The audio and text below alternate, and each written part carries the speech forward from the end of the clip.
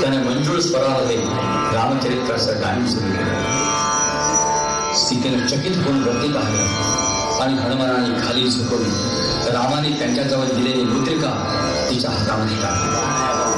सीतेनं ती मुद्रिका ओळखली, हृदयाशी धरली आणि हेही ओळखलं की ज्या अर्थी याने ही मुद्रिका आणली आहे त्या अर्थी हा रामदूत असला पाहिजे.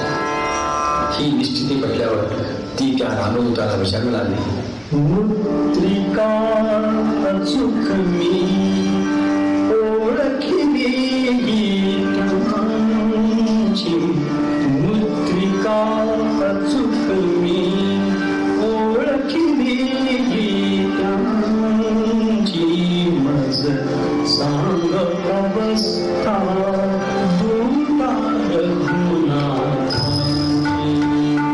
मज सांग अवस्था दूता रघुनाथाची.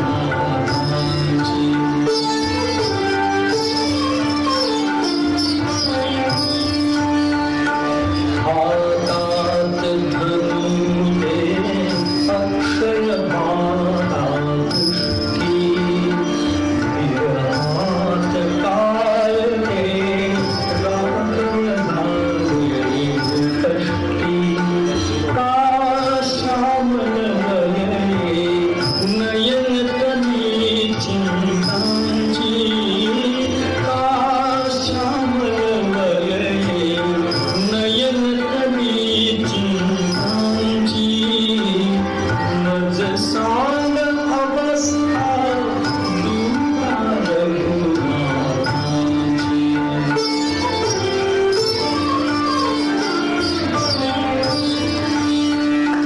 त्या स्वर्ण घडीची होईन कामी साक्षी, गती राम बाण का घुसेल रावण बक्षी, त्या स्वर्ण घडीची होईन कामी साक्षी, गती राम बाण का घुसेल रावण बक्षी, वळतील पाऊले कधी घेऊन आमची, वळतील पाऊले कधी घेऊन आमची, नज सांग अवस्था दूता रघुनाथाची,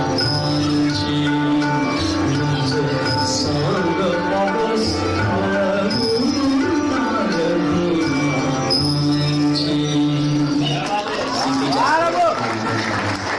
हनुमंताने समर्पित केले आणि तिच्या मुक्ततेसाठी श्री रामचंद्र निश्चित येणार असल्याचं शपथपूर्वक कथन केलं.